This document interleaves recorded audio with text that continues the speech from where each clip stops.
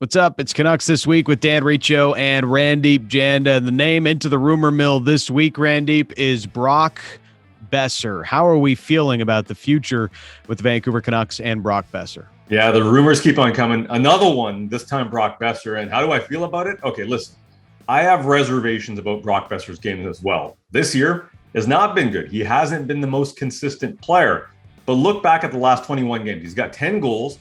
What we do know is he is a skilled player. He can score in bunches. He is streaky. So I understand why his name may be on the market. His name may be out there, why teams may be calling. But how do I feel about this? This is a guy that has a lot of skill still at the age of 24. You better be careful if you're taking calls on him, because that's a player that can turn it up, and trading him away can bite you. And I look at Brock Boeser's game. Is it the most consistent? No, Reach, but he's not a finished product. He's going to turn 25 in a couple of weeks. This is a player that has it in him to explode and do a lot on the ice, and we've seen it in bunches. Just needs to bring that together. So I'm a little wary about these trade rumors.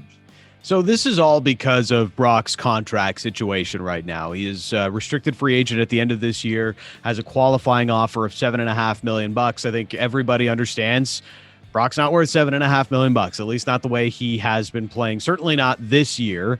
So it creates a decision that the Canucks have to make on this player, either now or as you get closer to the draft. You don't want to have to get to an awkward situation where, are we going to actually not qualify this guy and let him walk for free? So there's a real pressure point here with Brock Boeser. And from what I can gather, Brock wants to stay in Vancouver. That's not even a question mark. He wants to be a Vancouver Canuck, likes it here, all of those things. As for what the number looks like, you're going to have to sign him to a long-term deal because of that QO. It's about 6x6, maybe $6.5 million on the average annual value that it's going to take to get Brock signed to a deal. The question is, can he bring you value on that? At least at the floor, does he meet a $6 million player, Randip? And that's like, you're looking at what he's doing this year, and the answer is no, not what he's given you this year, at least. Well, recently his game has, seen an uptick with Bruce Boudreau in the mix, but overall you're 100% right. Over the last 2 years, he's about ranked 20th as far as right wingers are going in terms of production in the NHL. So this year has dragged him down a fair bit, but he's still in that top 20 range. Now, beyond that, last year he was their best player. If you can get him at, I think, 6x5 or 6x6, to your point, I think there is potential value there, because the Vancouver Canucks, when they're going through the rebuild or the retool or reset or whatever you want to call it over the next couple of years, they're going to still need players in that window to, that younger window, to be a part of this group going forward. They're going to need top 6 players, most importantly. There's still a huge question mark on what happens with JT Miller, whether he's going to be a member of the Vancouver Canucks, whether he's potentially being shopped because he may not want to sign in Vancouver. Those are all questions. You still need high impact players. And Brock Boeser, at this point in time, is, his stock has fallen this year, but he is still a top 6 forward. So I think when you're looking at value, there is an opportunity there. Brock Boeser is not a player that's going to create offense by himself. He's a complementary winger. But if you look across the league, there are plenty of complementary wingers that make $6 million per season. They rely on others to help them generate chances. They're not self-sufficient in that regard. But if you look at Brock Boeser, I think that 6x6 value, it's definitely there, but you need Brock to elevate his game to really get value in that contract. Do you see a William Nylander season in Brock Boeser? Probably not, right? No, your silence says it all. Because the type of player that Brock Boeser is, he's not going to generate offense on his own, most likely. He isn't. He's not that type of player. And that's what William Nylander has become. People were like, wow, 6'9" for William Nylander. Are they crazy? And now, like, you take that contract every day of the week and twice on Sunday, the way that he's been playing the last couple of years. With Brock, it's kind of been the opposite. The early part of his career, his rookie season, he was a goal scorer. Dynamite goal scorer, finished as a Calder finalist for that reason. You look back and you look at the rates that he scored at, he was top 3 in goals per 60 for his rookie season at 5-on-5.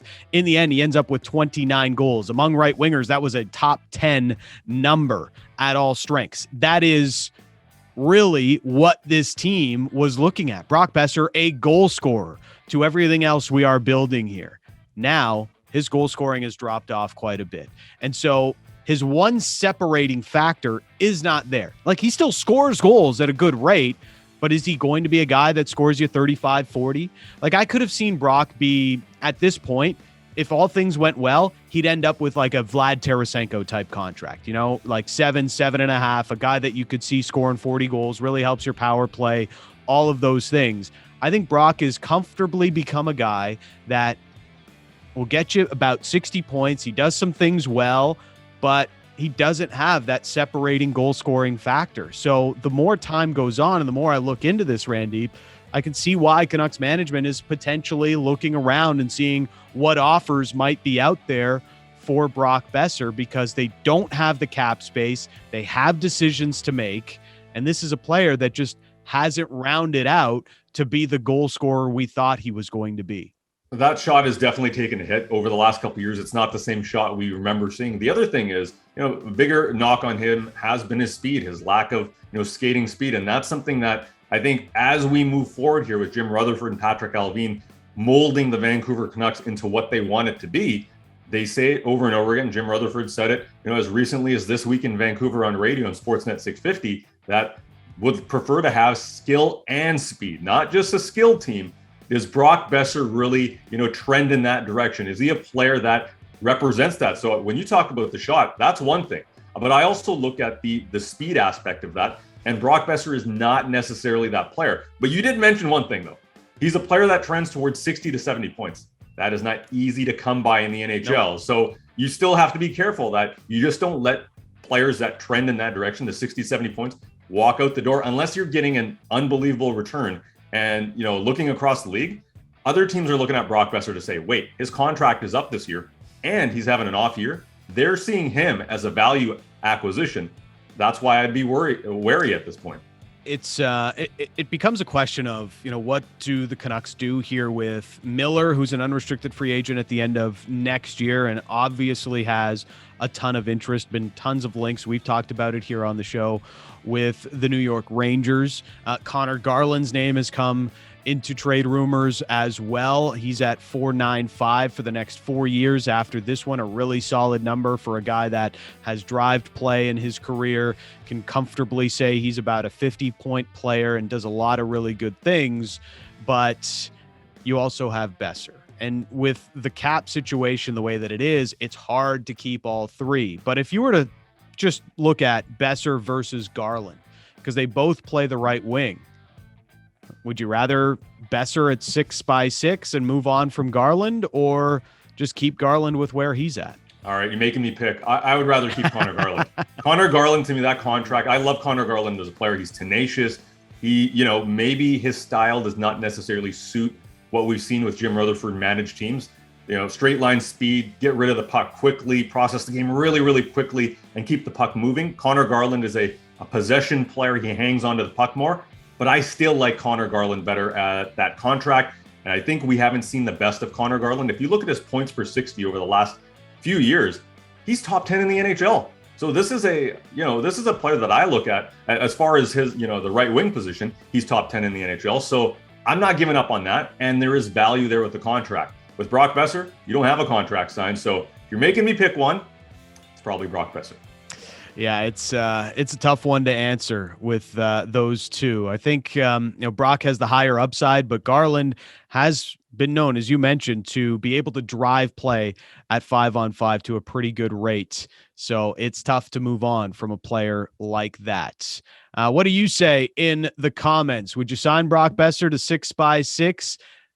You explore a trade for the Canucks number 6. Let us know in the comments. We respond to as many as we can. Subscribe, and we'll see you in the next video.